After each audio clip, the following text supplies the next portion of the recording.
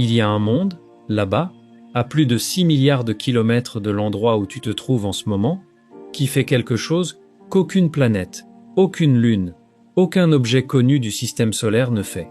Il se refroidit lui-même, volontairement, si j'ose dire. Comme un réfrigérateur perdu dans le noir, qui tournerait tout seul depuis des milliards d'années, sans que personne ne l'ait jamais branché. Et le plus troublant dans cette histoire, c'est que ce monde, tu le connais.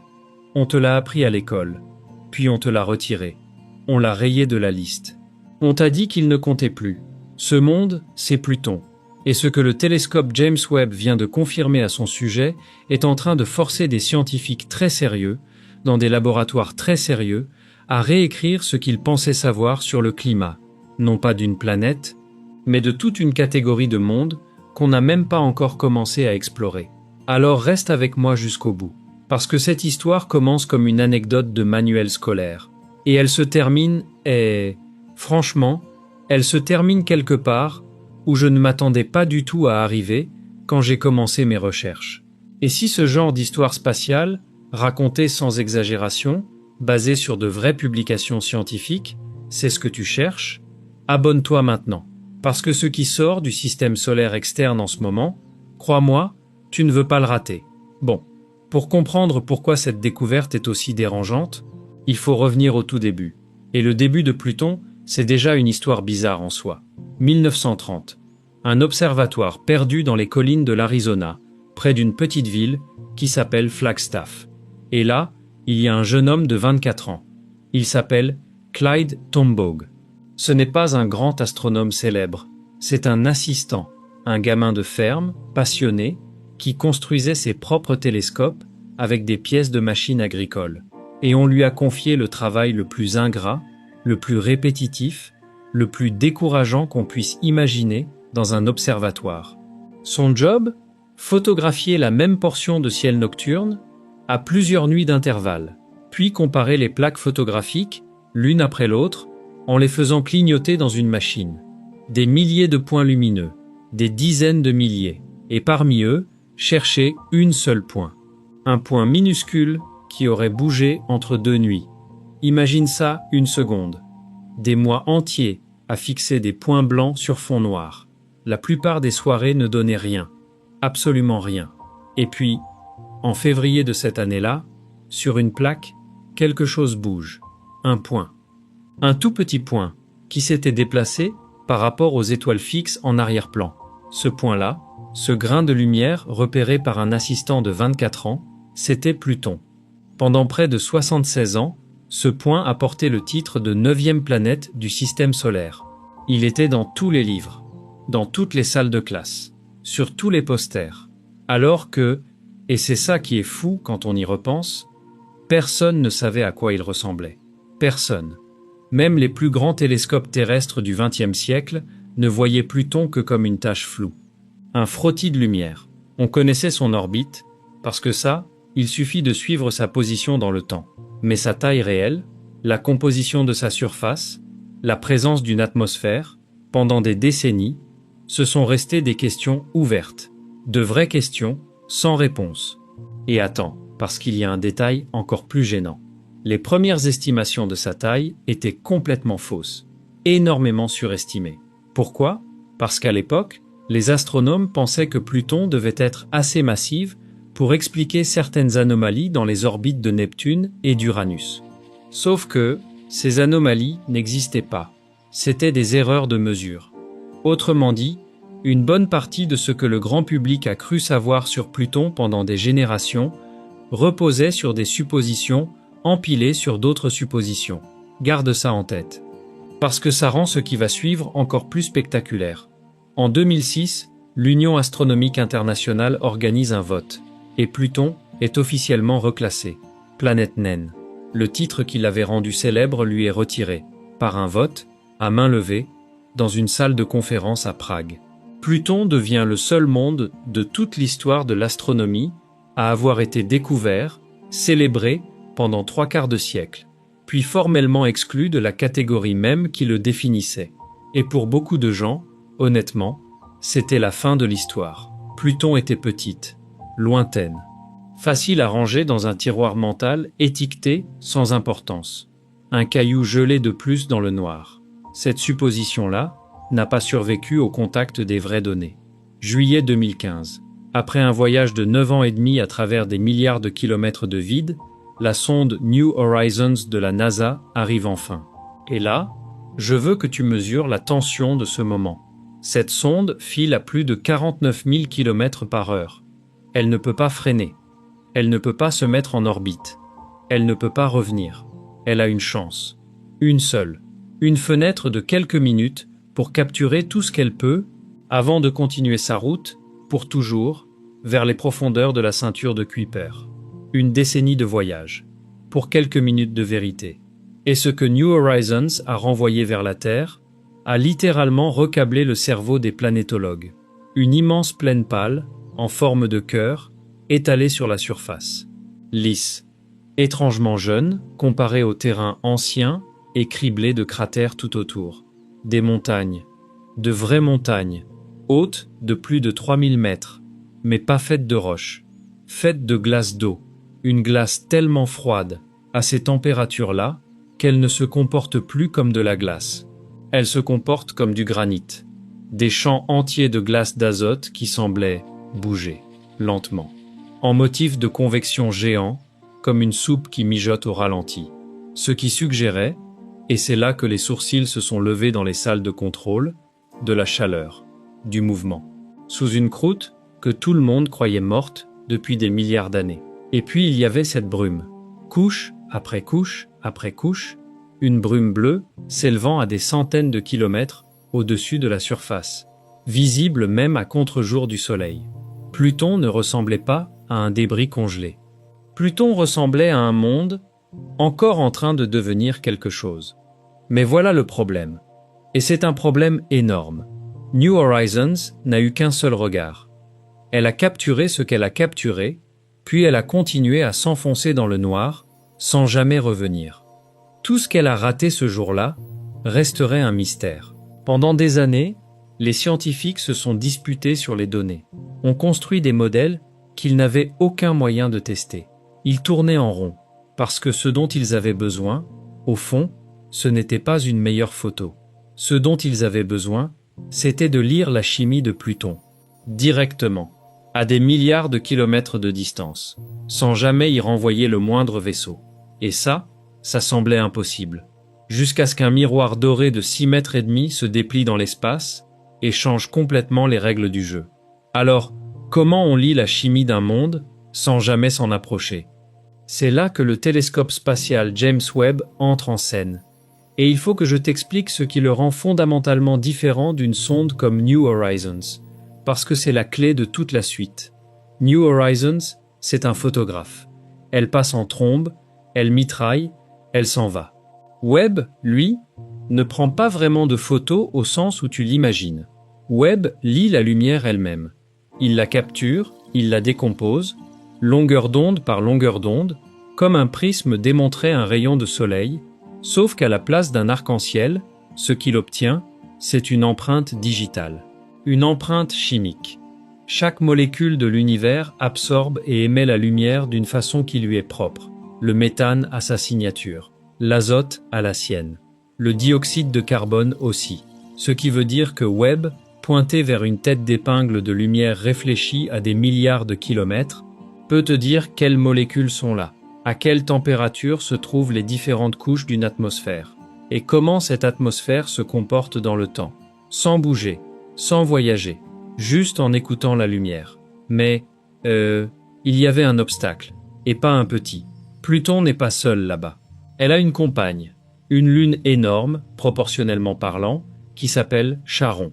Environ 1200 km de diamètre, soit à peu près la moitié de Pluton elle-même. Et vue depuis la Terre, ou depuis l'orbite de Webb, ces deux-là sont collés, pratiquement le même point dans le ciel.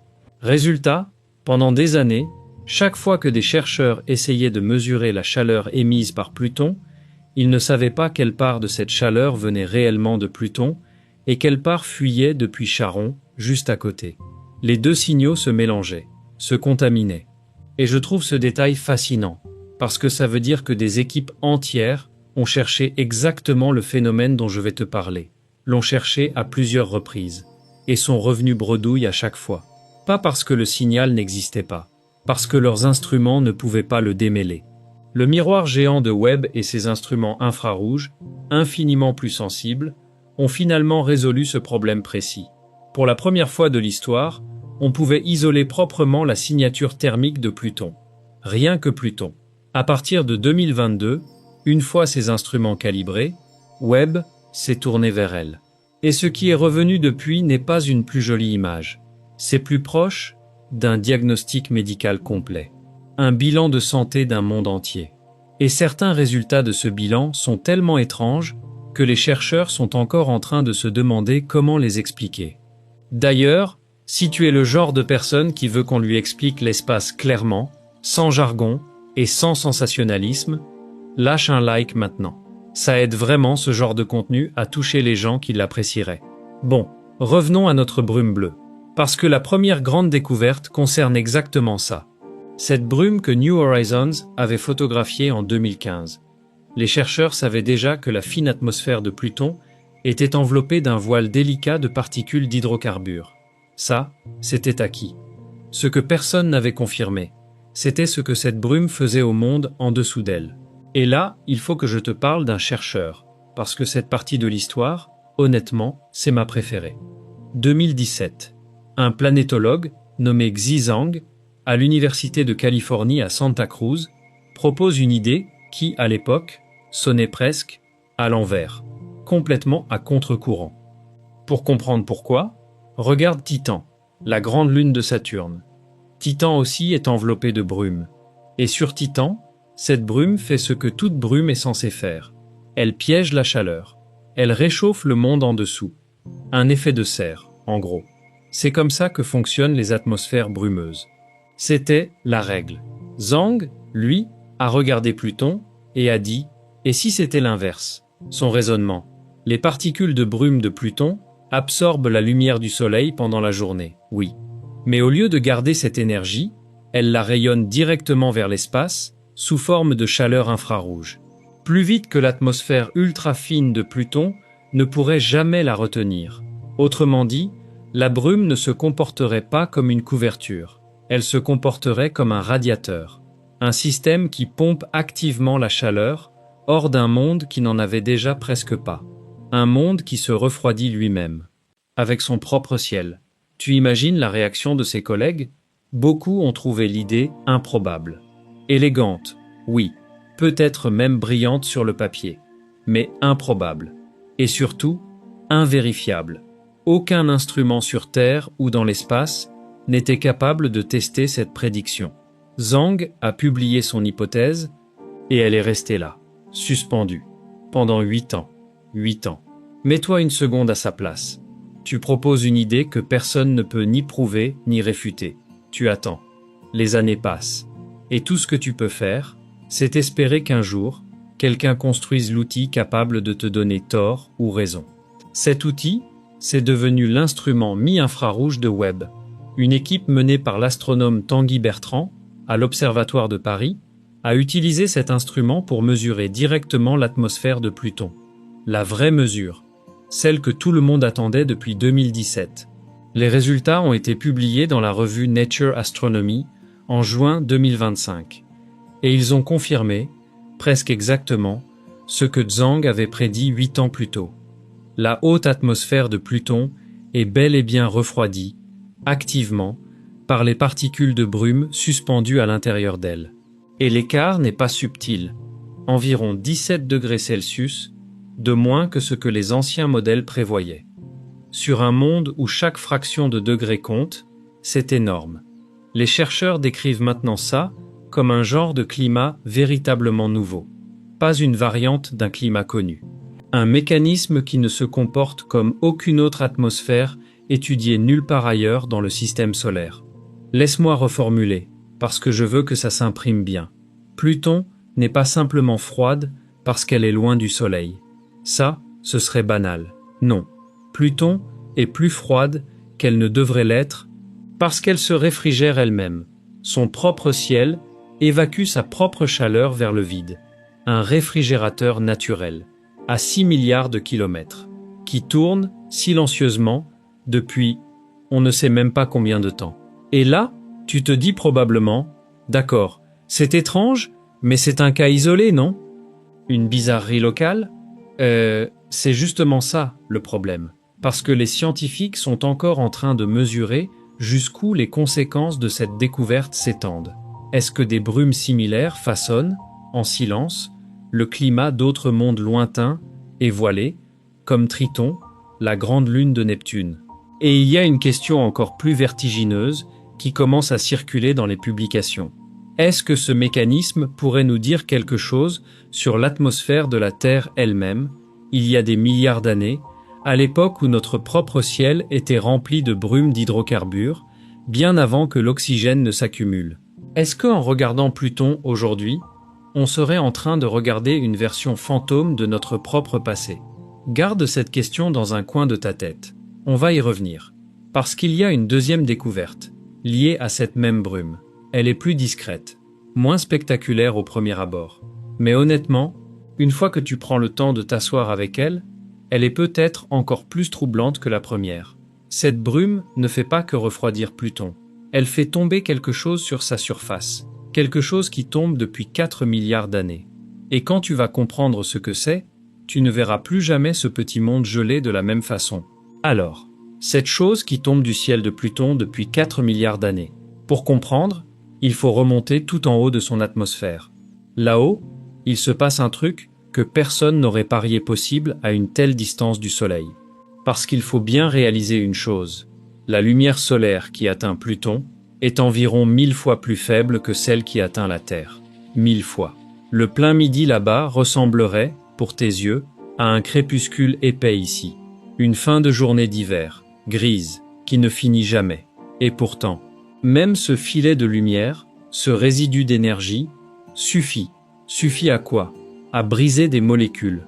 Tout en haut de l'atmosphère de Pluton, les rares photons ultraviolets qui arrivent frappent des molécules de méthane et les cassent, littéralement. Ils les fracturent en morceaux. Et voilà où ça devient intéressant. Ces fragments ne disparaissent pas. Ils ne s'évaporent pas dans le vide. Ils se recombinent. Ils s'assemblent en composés plus lourds. Puis ces composés-là s'assemblent encore. Une cascade chimique, lente, silencieuse, qui fabrique étage par étage des particules de plus en plus complexes, jusqu'à produire des grains d'un brun rougeâtre que les scientifiques appellent des tholins. Et ces grains tombent. Ils dérivent vers le bas, doucement, à travers cette atmosphère 100 000 fois plus fine que la nôtre. Et ils se déposent sur la surface. Une neige. Une neige brun-rouge, organique, qui tombe sans interruption depuis environ 4 milliards d'années. New Horizons avait capté les premières traces de ce processus en 2015. Les observations plus récentes n'ont fait que préciser comment il se déroule. Ça, c'est l'observation, solide, confirmée. Maintenant, voilà le détail qui arrête les gens net quand ils l'entendent pour la première fois. Et je t'avoue que moi-même, quand je suis tombé dessus pendant mes recherches, j'ai dû relire la phrase 2 fois. Les tholins appartiennent à la même grande famille de molécules organiques que certains scientifiques soupçonnent d'avoir plu sur la Terre primitive. Tu m'as bien entendu. Le même type de matériau brut qui, selon une hypothèse sérieuse et toujours débattue, aurait peut-être fourni les premières briques de la chimie qui a fini par mener à la vie, ici, chez nous. Alors attention, je veux être précis, parce que c'est exactement le genre de sujet où il est facile de déraper vers le sensationnel. Personne, absolument personne, ne dit que Pluton abrite la vie. Ce n'est pas ça l'histoire. L'histoire, c'est que sur Pluton, ce processus de fabrication de briques élémentaires tourne encore, en direct, sous nos yeux. Une usine chimique naturelle qui produit, sans s'arrêter, depuis 4 milliards d'années, le même genre de matériau qui a précédé la vie sur Terre. Sauf que sur Pluton, tout ce matériau tombe sur un sol tellement gelé que rien, jamais, ne pourra s'y allumer. Et c'est là que les chiffres deviennent presque cruels. La température de surface, là-bas, oscille en général entre environ moins 233 et moins 223 degrés Celsius. Pour te donner un point de comparaison, c'est plus de 140 degrés en dessous du record de froid absolu jamais mesuré sur Terre, dans les stations les plus glaciales de l'Antarctique. Le pire hiver polaire de notre planète, celui qui tue en quelques minutes, serait une canicule inimaginable sur Pluton. À ces températures-là, il se passe quelque chose que j'ai encore du mal à visualiser, même après des semaines sur ce sujet. L'azote, le gaz qui compose la majorité de l'air que tu respires en ce moment, là, pendant que tu regardes cette vidéo, gèle complètement. Il devient solide, ce qui veut dire que l'atmosphère dans laquelle tu es assis, l'air autour de ton visage, sur Pluton, tout ça ferait simplement partie du paysage. Une plaine, un sol, quelque chose sur quoi tu pourrais marcher, ton air, sous tes pieds. Bon, tu pourrais légitimement me demander, d'accord, c'est vertigineux, mais pourquoi les chercheurs s'acharnent-ils autant sur cette chimie précise? Qu'est-ce que ça change, concrètement? Et la réponse touche à l'une des plus vieilles questions de la science. D'où viennent les premières briques organiques de la vie terrestre? Les scientifiques qui étudient les origines de la vie se disputent là-dessus depuis des décennies. Deux camps, en gros. Soit ces molécules se sont formées ici, sur la Terre primitive elle-même, dans ces océans, ces volcans, ces éclairs. Soit, au moins une partie de ce matériau est arrivée de l'espace, livré par des comètes, des astéroïdes, ou fabriqué lentement dans des environnements glacés et lointains. Des environnements exactement comme celui qu'on observe, aujourd'hui, sur Pluton. Et là, tu vois le problème pour les chercheurs? Sur Terre, cette chimie primordiale a fini de se jouer il y a des milliards d'années. Le rideau est tombé. Il ne reste que des indices indirects, des fossiles chimiques, des déductions. On étudie une scène de crime vieille de 4 milliards d'années où presque toutes les preuves ont été effacées. Mais Pluton, c'est autre chose. C'est un laboratoire naturel, actif, où ce même type de processus tourne encore, en continu, à portée de nos télescopes. Pas une reconstitution, pas une simulation informatique. La vraie chimie, en train de se faire. Autrement dit, ce petit monde qu'un vote a dégradé en 2006 est peut-être l'une des choses les plus proches que nous ayons d'une machine à remonter le temps. Une fenêtre ouverte sur les conditions chimiques brutes qui existaient avant que la vie ne commence. Où que ce soit. Et je pourrais m'arrêter là. Franchement, rien que ça mériterait sa propre vidéo. Mais il y a une troisième découverte. Et celle-là est différente. C'est celle qui met les gens mal à l'aise une fois qu'on leur explique correctement. Parce qu'elle ne parle pas de ce qui tombe sur Pluton. Elle parle de ce qui s'en échappe. Voilà le fait brut.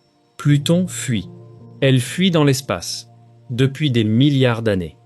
Le méthane et d'autres molécules légères montent à travers sa fine atmosphère, glissent au-delà de sa faible gravité et s'échappent vers le noir. Ça, les scientifiques le soupçonnaient depuis longtemps. Ce qu'ils ne savaient pas, c'est où tout ce matériau partait. Parce qu'il ne disparaissait pas simplement dans le vide, les quantités ne collaient pas. Quelque chose, là-bas, dans l'obscurité, quelque chose était en train de l'attraper. Ce quelque chose a un nom, Charon, la grande compagne de Pluton. Environ 1200 km de diamètre, une boule de glace cabossée, battue par des milliards d'années d'impact. Et il faut que je te décrive leur relation, parce qu'elle n'a rien à voir avec ce que tu imagines quand tu penses une planète et sa lune. La lune, notre lune, tourne autour de la Terre. Point. La Terre est tellement plus massive que le centre de leur danse gravitationnelle se trouve à l'intérieur de la Terre elle-même. Mais Pluton et Charon sont trop proches en taille pour ça. Alors, elles ne tournent pas l'une autour de l'autre. Elles tournent toutes les deux autour d'un point vide. Un point suspendu dans l'espace, entre elles. Comme deux danseurs qui se tiennent par les mains et pivotent autour de leur centre commun. Et elles sont verrouillées. Complètement. Chacune montre éternellement le même visage à l'autre. Si tu te tenais sur Pluton, du bon côté, Charon serait cloué au même endroit du ciel. Immobile. Nuit après nuit, siècle après siècle, ère après ère. Un face-à-face silencieux qui dure depuis des milliards d'années. Bon. Maintenant, regarde la surface de Charon. La majorité, franchement, est banale. De la glace d'eau ancienne, grise, criblée de cratères. Rien à signaler, sauf au pôle. Parce qu'au pôle nord de Charon, il y a une tache. Une grande région colorée d'un brun rougeâtre profond, plus sombre que tout le reste de la Lune. Les scientifiques lui ont même donné un surnom officieux tiré du Seigneur des Anneaux, Mordor. Et pendant des années, les chercheurs ont soupçonné un lien entre cette coloration et le matériau qui s'échappe de Pluton. Mais soupçonner n'est pas prouvé. Il leur manquait les outils. Alors voilà le mécanisme tel qu'on le comprend aujourd'hui. Et honnêtement, c'est peut-être l'un des processus les plus élégants et les plus lents de tout le système solaire. Tout repose sur les saisons de Charon. Et quand je dis saison, oublie tout ce que tu connais. À cause de l'inclinaison de Charon sur son orbite aux côtés de Pluton, son pôle nord passe plusieurs décennies d'affilée dans le noir complet. Pas des nuits longues, pas un hiver rude, des décennies entières, sans qu'un seul rayon de soleil ne touche cette région. Imagine un lieu où la nuit tombe, et où ta petite fille sera adulte avant que le soleil ne se relève. Et cette nuit interminable transforme le pôle en quelque chose de très particulier, un piège froid, d'une efficacité redoutable. Le méthane qui s'échappe de Pluton dérive à travers l'espace, traverse les quelques 19 000 km qui séparent les deux mondes, et une partie se fait capturer par la gravité de Charon. Ces molécules air rebondissent, jusqu'à toucher ce pôle plongé dans le noir. Et là, il n'y a aucune chaleur. Rien pour les maintenir à l'état de gaz. Alors elles gèlent, sur place, instantanément.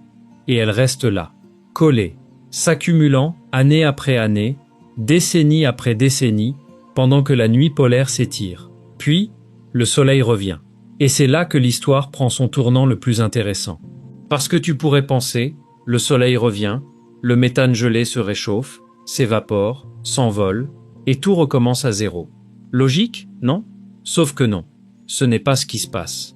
Avant que ce givre de méthane n'ait le temps de repartir, le rayonnement ultraviolet et les rayons cosmiques le frappent. Ils brisent les molécules gelées, les fracturent, et réassemblent les fragments en composés plus lourds, plus complexes, plus sombres. Des composés rougeâtres qui, eux, sont trop lourds pour s'échapper.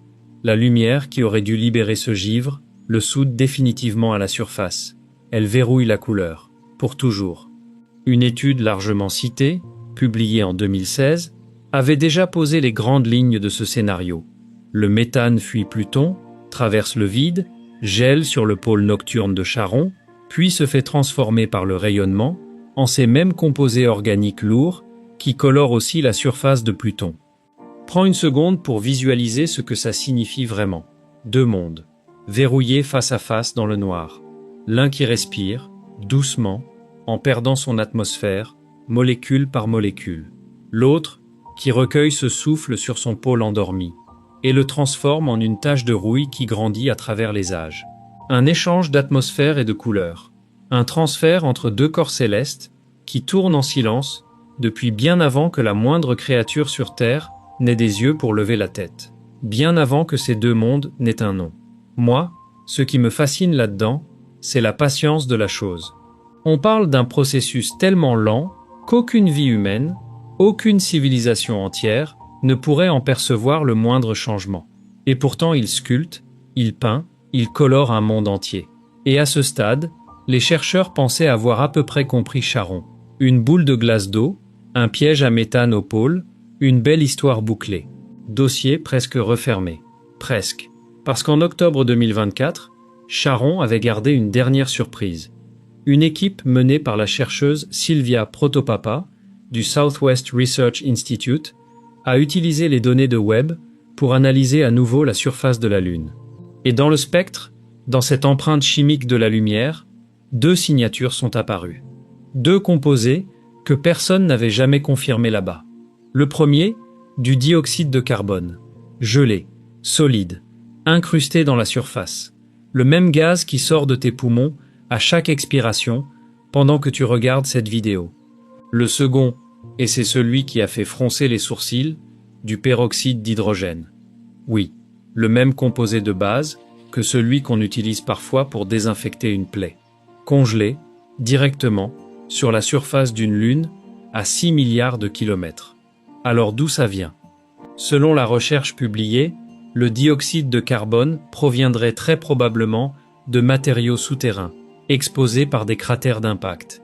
Autrement dit, des collisions assez violentes pour creuser la croûte et déterrer ce qui se cachait dessous. Ce qui, au passage, soulève une question discrète mais énorme. Qu'est-ce qu'il y a d'autre sous cette croûte? Quant au peroxyde d'hydrogène, il se serait formé au fil des années sous l'effet du rayonnement frappant la glace d'eau de Charon, cassant et réarrangeant les molécules en quelque chose de nouveau. Les chercheurs l'ont noté eux-mêmes. Cette combinaison précise de composés gelés n'avait jamais été confirmée sur Charon auparavant. Encore une couche, encore un étage de complexité, sur une lune dont l'apparence grise et banale ne laissait rien deviner de tout ça.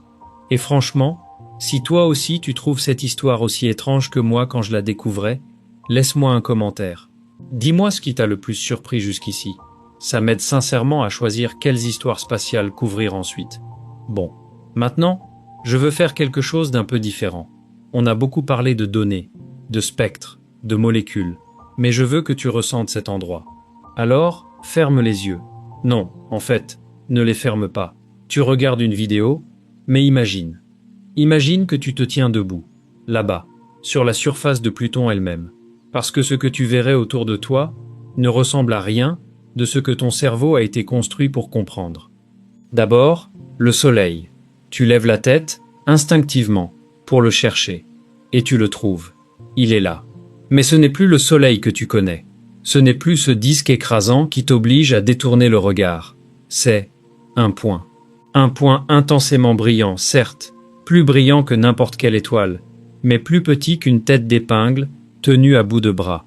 Et voilà le détail qui m'a vraiment marqué.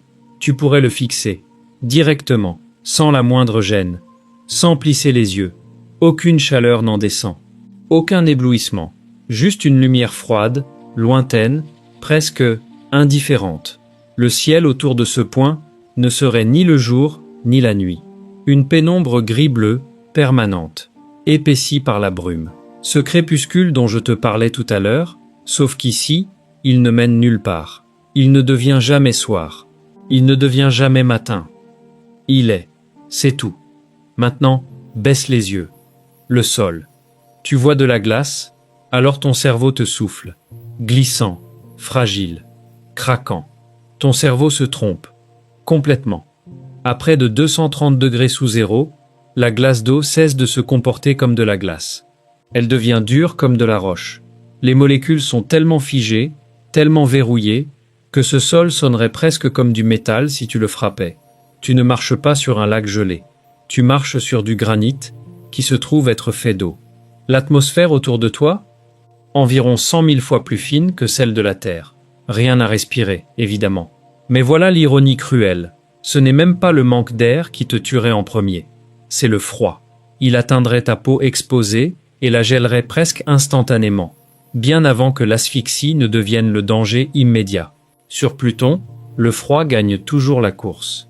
Et puis, tu lèves les yeux une dernière fois. Et elle est là.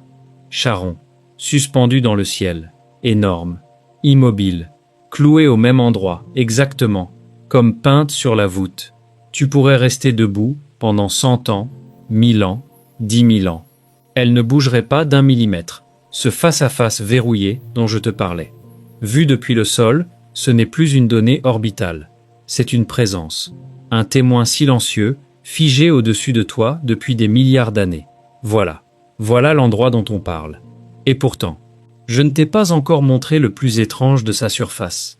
Parce qu'il y a une région, là-bas, que les chercheurs ont baptisée Tartarus dorsa. Et dans cette région, New Horizons a photographié quelque chose qu'aucune sonde n'avait jamais documenté nulle part ailleurs dans le système solaire. Nulle part. Des lames. Des rangées entières de lames de glace dressées vers le ciel, dentelées, acérées, alignées en longues crêtes parallèles, comme les écailles dorsales d'un dragon endormi. Certaines montent à plus de 450 mètres de hauteur. 450 mètres. Une lame de glace haute, comme une tour de 150 étages. Et elles ne sont pas faites d'eau, celles-là. Elles sont faites de méthane gelé. Alors, est-ce qu'on a une idée de comment ça se forme? Oui, en partie. Et l'indice vient d'un endroit inattendu, la Terre. Dans certains déserts de très haute altitude, notamment dans les Andes, il existe des formations similaires, beaucoup plus petites. On les appelle des pénitents, parce que leur silhouette penchée rappelle des moines en prière. Ils dépassent rarement la taille d'un être humain. Les scientifiques pensent qu'ils se forment par un processus lent, où la lumière du soleil creuse la surface de glace de façon inégale. Certaines zones se subliment plus vite, s'érodent, s'affaissent, pendant que d'autres résistent et restent dressées. Petit à petit, le soleil sculpte la glace en lames étroites. Sur Pluton, ce même mécanisme de base semble avoir joué, mais à une échelle démesurée, sur une durée immensément plus longue, et avec du méthane gelé à la place de l'eau. Ça, c'est l'interprétation dominante, je précise. Pas une certitude gravée dans le marbre.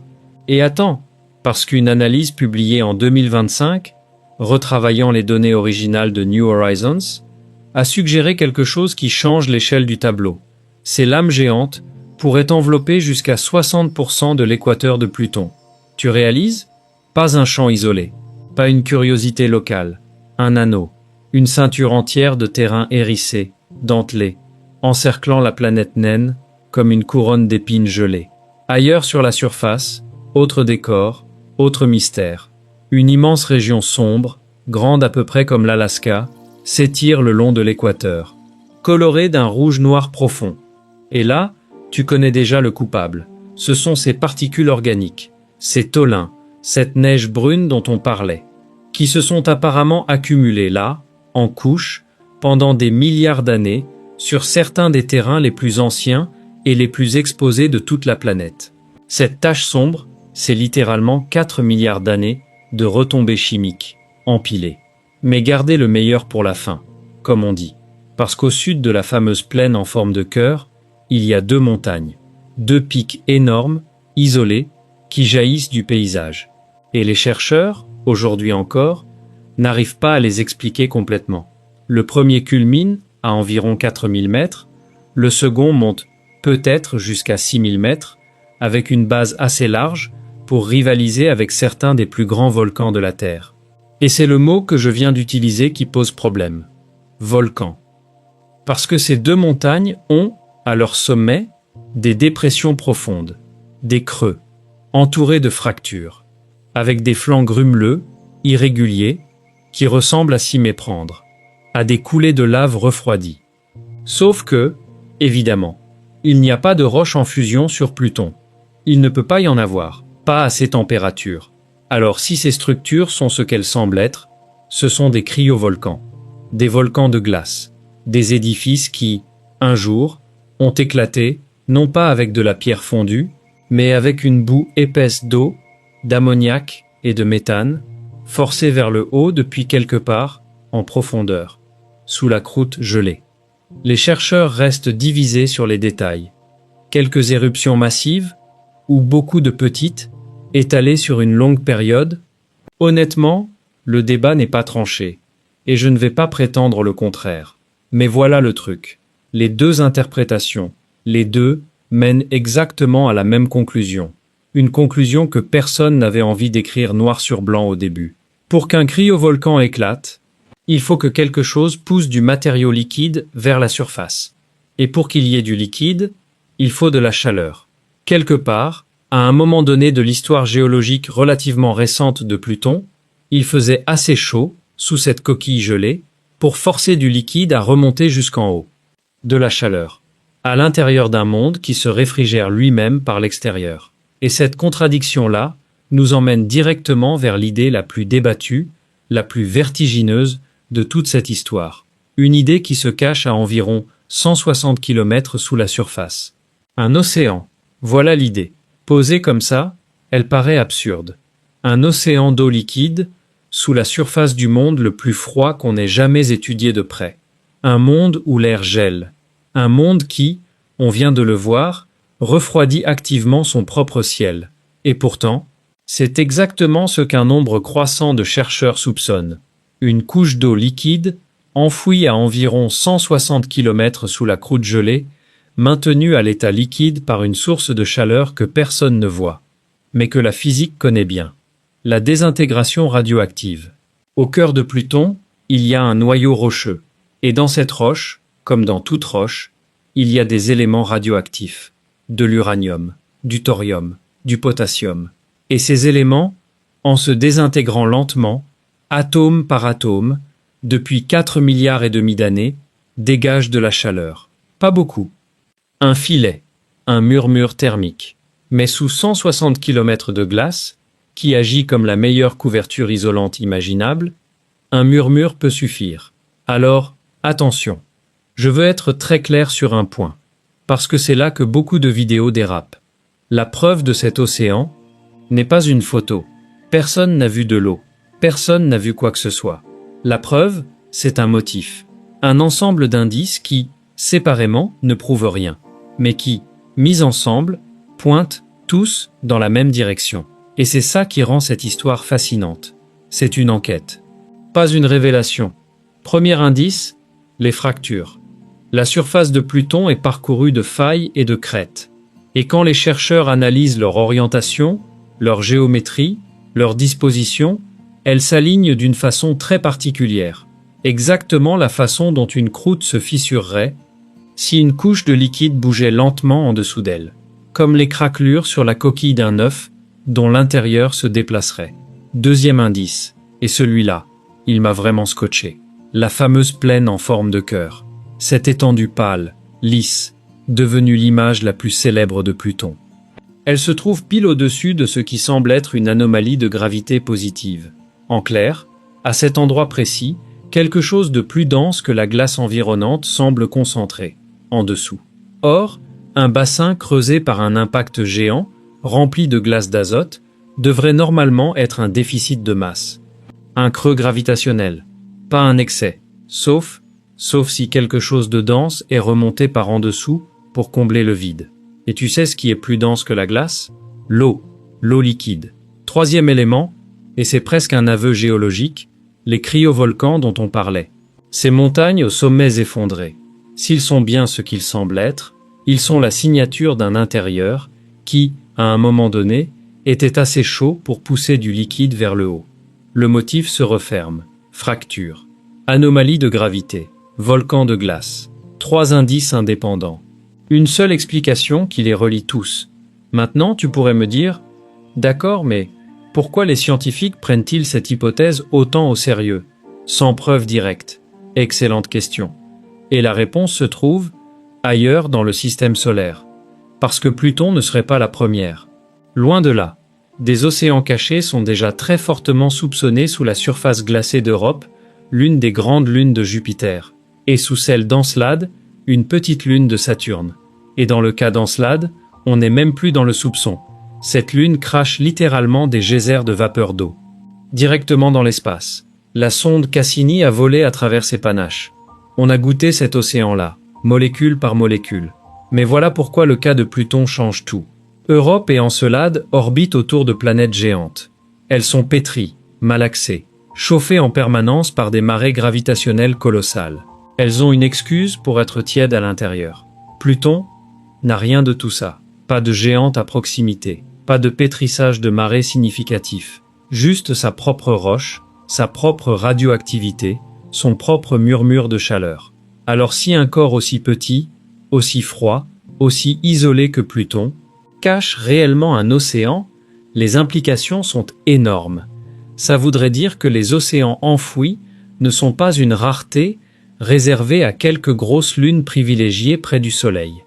Ça voudrait dire qu'ils sont peut-être banals, une caractéristique ordinaire des mondes glacés. Et souviens-toi de ce chiffre pour tout à l'heure, des mondes glacés, dans le système solaire externe, il y en a des centaines de milliers. Et si cet océan existe vraiment, prends un moment pour imaginer ce qu'il est. Une masse d'eau liquide, scellée depuis des milliards d'années. Sans lumière. Aucun photon n'y est jamais entré. Sans radiation. Protégé par 160 km de glace roche. Sous une pression écrasante. Dans une isolation totale, absolue, parfaite. Nourrie, peut-être, occasionnellement, par des hydrocarbures. Ces fameux tholins. s'infiltrant lentement vers le bas à travers les fractures de la glace. Un environnement complètement coupé de toute étoile. L'un des lieux les plus étranges qu'on puisse concevoir pour se poser la question, celle des conditions de base que la vie exige. Et je m'arrête là-dessus, parce que je refuse d'aller plus loin que la science. Personne ne dit qu'il y a de la vie là-dedans. Ce que les chercheurs disent, c'est plus subtil et, à mon avis, plus vertigineux. Si de l'eau liquide peut persister là-bas, sans soleil, pendant des milliards d'années, alors notre définition des endroits possibles pour la vie est probablement beaucoup trop étroite. Bon, alors la question évidente, celle que tu te poses sûrement depuis 2 minutes. Pourquoi on n'y retourne pas?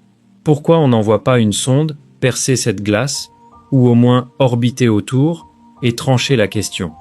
Et là, la réponse fait un peu mal. Il n'y a rien. Aucune mission financée, aucun atterrisseur en préparation, aucun orbiteur sur les registres, rien. Et ce n'est pas par manque d'intérêt scientifique, crois-moi. C'est une question de froide arithmétique. Une mission vers le système solaire externe, c'est un pari sur une décennie, minimum.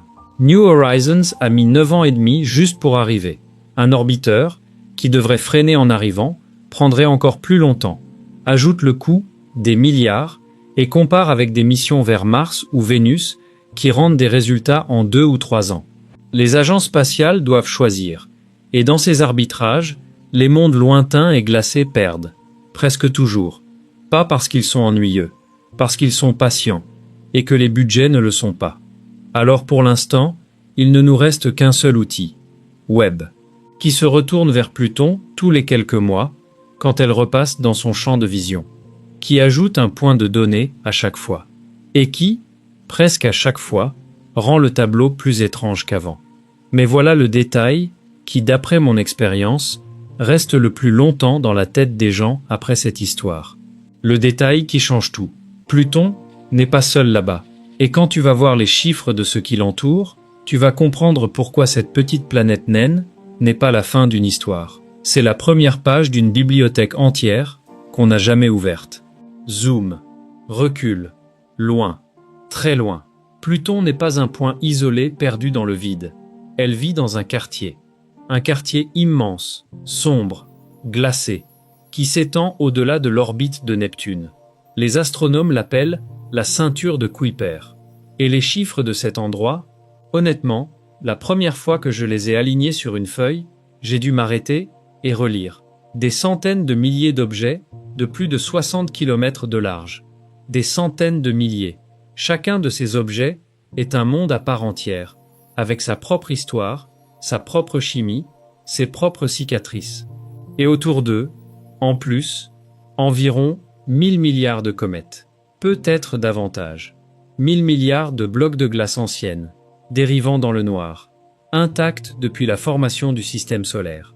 Et quelques-uns de ces corps ne sont pas des débris. Certains rivalisent presque avec Pluton elle-même. Eris, qui est même légèrement plus massive. Makemake, des mondes de taille respectable, avec, très probablement, leur propre surface étrange, leur propre brume possible, leurs propres secrets. Et au-delà de la ceinture de Kuiper, encore plus loin, il y aurait le nuage d'Oort. Théorisé, jamais observé directement. Un océan de 1000 milliards de corps glacés supplémentaires, s'étirant vers l'extérieur jusqu'à environ un quart de la distance, qui nous sépare de l'étoile la plus proche. Un quart du chemin vers un autre soleil. C'est la taille du territoire dont on parle.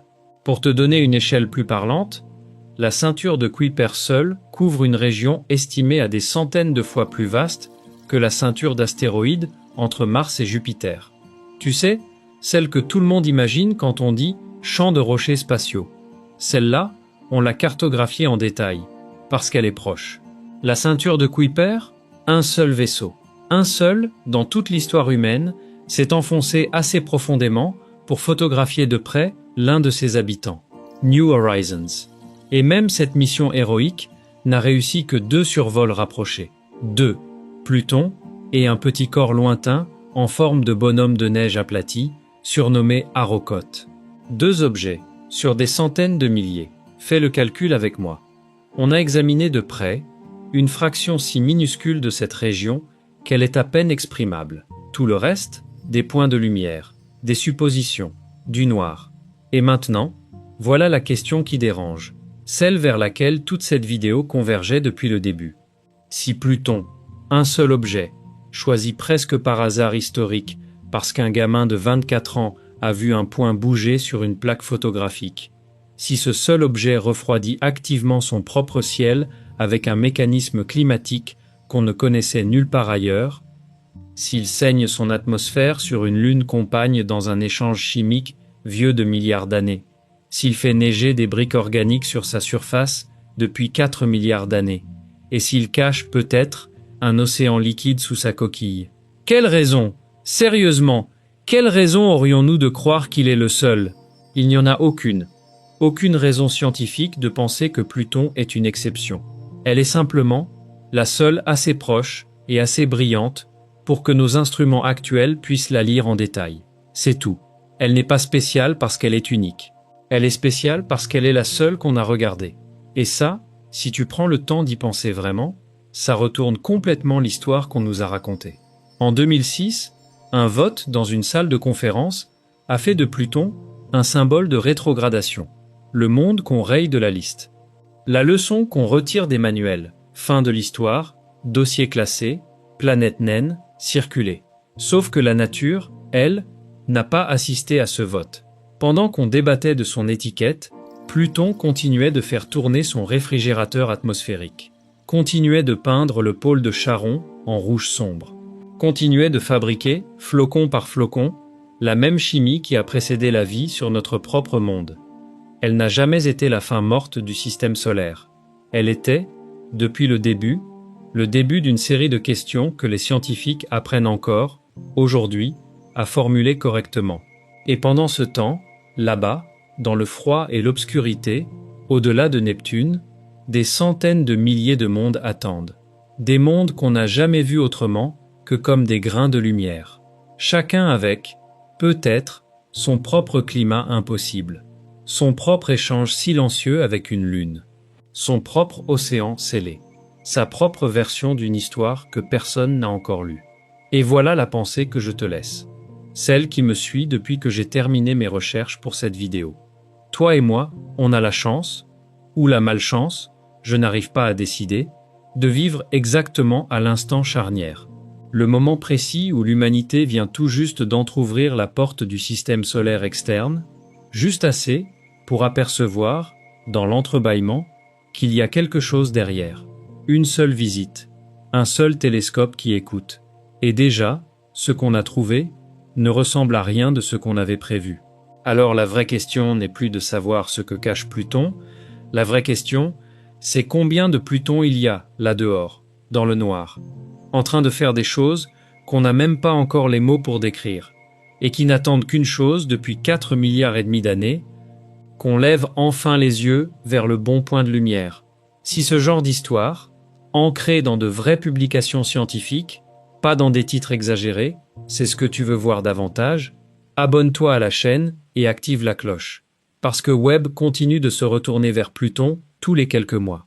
Et il y a une vraie chance, une chance sérieuse, que la prochaine série de données ajoute une pièce encore plus étrange à ce puzzle. Et crois-moi, tu veux être là quand ça arrivera. Merci d'avoir regardé jusqu'au bout. Et on se retrouve dans la prochaine.